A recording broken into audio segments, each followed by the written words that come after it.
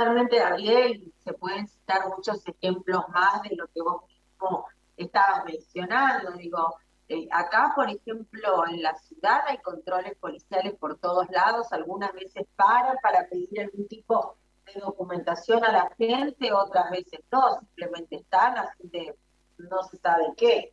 Digamos, ahora llega a haber alguna situación de violencia, de robo, o lo que sea, uno llama a la policía y no va nunca. Yo creo que falta formación, Gabriel, en el cuerpo policial, porque como bien vos decías, tenemos muchos efectivos que no saben manejar situaciones, es decir, no importa si una persona te grita o te dice lo que quiera, la policía tiene una responsabilidad institucional y no puede responder a todo con violencia, porque la verdad que es lo que estamos viendo. A ver, siempre analizamos nosotros que los tremendos hechos que se dieron aquel 5 de marzo, de la tremenda y brutal represión policial, tiene que ver con esto, con la falta de formación de la policía, de no estar a la altura de las circunstancias para poder manejar este tipo de situaciones, y de allí que cualquier cuestión que pueda suceder se desata en un gran hecho de violencia que no tiene razón de ser. Por otro lado, Celeste, hay todo un discurso del poder que habla de que el que discute o el que cuestiona determinadas afirmaciones que hacen los gobernantes es un odiador. El otro día estábamos escuchando al gobernador que decía, en Formosa no nos falta nada, en Formosa tenemos todo. Todo formoseño puede desarrollarse y ser feliz y progresar en el lugar donde nació. Y el que niega esto, el que desmiente esto, es un odiador. Bueno, a ver, Gabriel, yo sinceramente hay veces que dudo de la salud mental del gobernador, sobre todo cuando dice dichos como estos, ¿no? Porque en Formosa no tenemos todo, Gabriel, en Formosa falta trabajo, en Formosa los formoseños no están llegando a fin de mes, la gran mayoría que depende directa o indirectamente del Estado cobra sueldos de hambre, porque los sueldos de la administración pública formoseña son los sueldos más bajos del país, mientras que las dietas de los funcionarios son de las más altas del país. Entonces, acá es mentira que la gente puede crecer y desarrollarse. Si no me cree, lo invito al señor gobernador a que vaya a la terminal de ómnibus, en donde lamentablemente va a encontrar filas y filas de jóvenes formoseños que se van de la provincia justamente en busca de un mejor futuro, en busca de trabajo, en busca de oportunidades. Entonces en Formosa no tenemos de todo, en Formosa no tenemos seguridad, no tenemos futuro, no tenemos trabajo, no tenemos sueldos dignos. Y esto no es ser odiador, esto es hacer un análisis de la realidad. El problema que tiene el gobernador es una persona fascista, es una persona que no acepta el disenso, es una persona que no respeta al que piensa diferente. Él tiene todo, porque con todos estos años, con casi 30 años en el gobierno, el gobernador es un mega multimillonario, tiene un montón de propiedades acá en el extranjero y todo lo que todos sabemos que se comentan. Él no tiene problema. Él se hizo mega millonario a costa de todos los formoseños en el Estado. Pero mientras él y todos sus séquitos de funcionarios se hicieron multimillonarios, los formoseños estamos cada vez más empobrecidos, Gabriel. Y esa es la realidad. Pero realidad mata relato. Hay que salir a la calle a hablar con la gente. Cada vez hay más asentamientos, la gente no tiene acceso a la vivienda digna, es un tema de lo que estamos hablando todo el tiempo, porque hubieron cortes de ruta, porque pasaron un montón de cosas. Cantidad de viviendas sin entregar, las viviendas de la Nueva Formosa, que se están viniendo abajo y que no se entregan, lo que iban a hacer para las familias numerosas, que tienen dos plantas, que aún no se entregó ninguna, ya se empiezan a robar las ventanas, las puertas, lo mismo pasa en todas esas viviendas que están allá en el circuito 5 atrás del barrio 20 de julio, lo mismo, los módulos que están en el 110, en el 111, listos y que no se entregan. Y mientras tanto la gente cortando ruta porque no tiene acceso a la vivienda, no hay trabajo.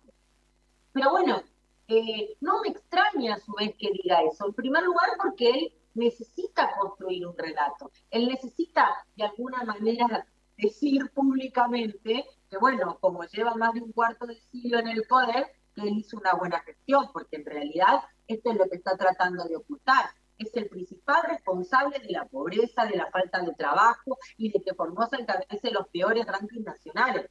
Estamos entre las provincias más pobres del país, con los ingresos más bajos del país, índice de mortalidad infantil más alto, índice de mortalidad materna más alto, índice de analfabetismo más alto. Y todo esto es producto de un cuarto de siglo de gestión de Gilles Infran. No hay otro responsable, solamente él, no hay otro culpable.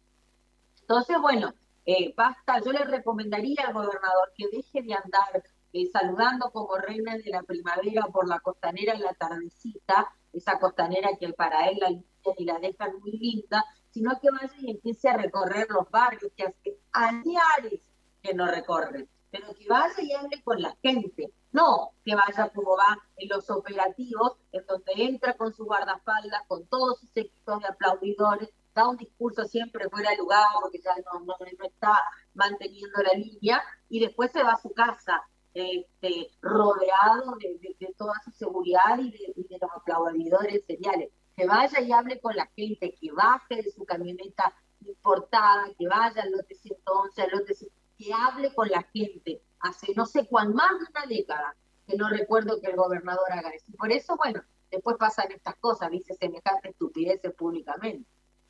Celeste, para terminar, ¿qué opinión tenés de las elecciones de Brasil? ¿Tenemos en común algo con lo que está ocurriendo en Brasil? ¿Tenés alguna lectura que nos indique una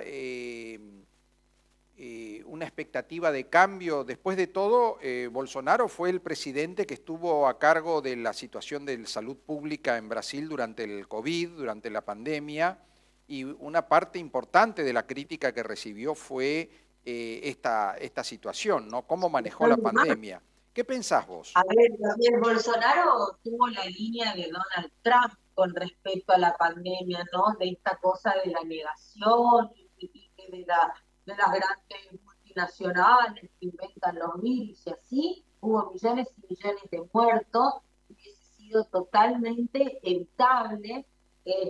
No compró vacunas a tiempo, no marcó una política seria contra la pandemia.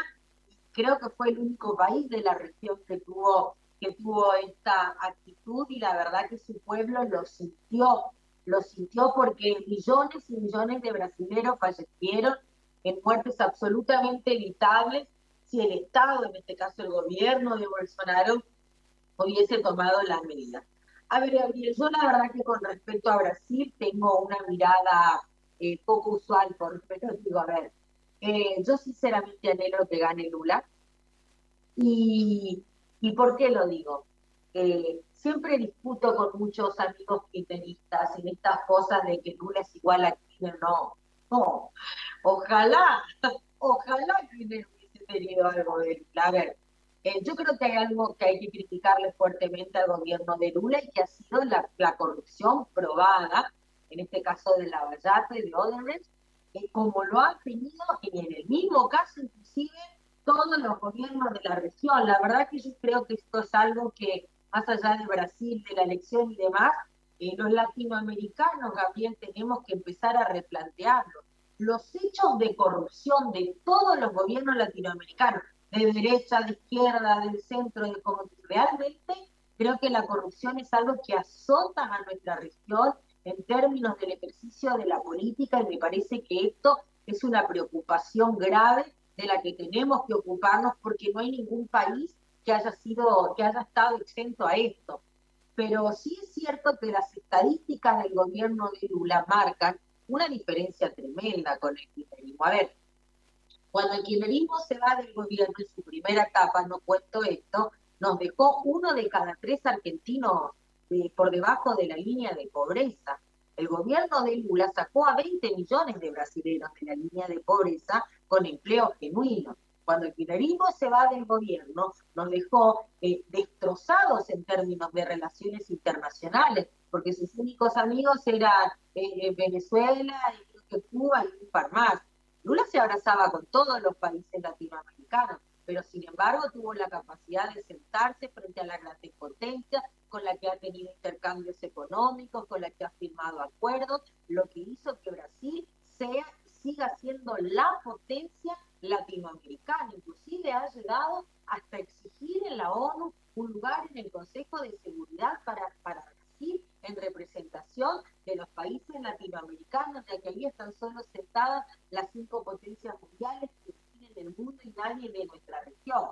Entonces, la verdad que yo creo que ha hecho, las estadísticas indican que ha hecho mucho más por el pueblo brasileño de lo que ha hecho Bolsonaro, a quien aparte quiero decir, considero un tipo realmente antidemocrático, una persona que tiene posiciones preocupantes, que habla hoy por hoy de carreras armamentísticas, digamos, de posibles guerras y enfrentamientos bélicos. La verdad que esto me parece que a esta altura de los tiempos creo que no hay lugar para este tipo de planteo.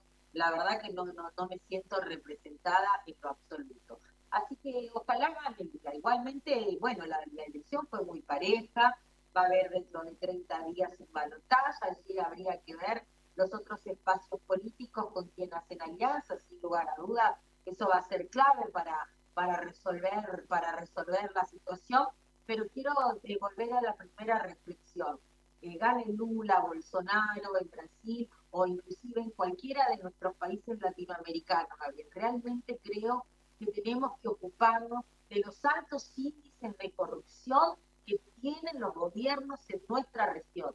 No hay un solo país que en los últimos 10 años uno no haya visto como mandatarios y exmandatarios hayan tenido denuncias por algún hecho de corrupción. Después, obviamente, la justicia se encargará de resolverlos. En algunos países la justicia funciona mejor, en otros funciona peor. Pero las denuncias están, las sospechas están, y esto realmente creo que es algo muy preocupante para toda la región. Gracias, Celeste, gracias por tu testimonio. Gracias, Gabriel. Buenos días a todos.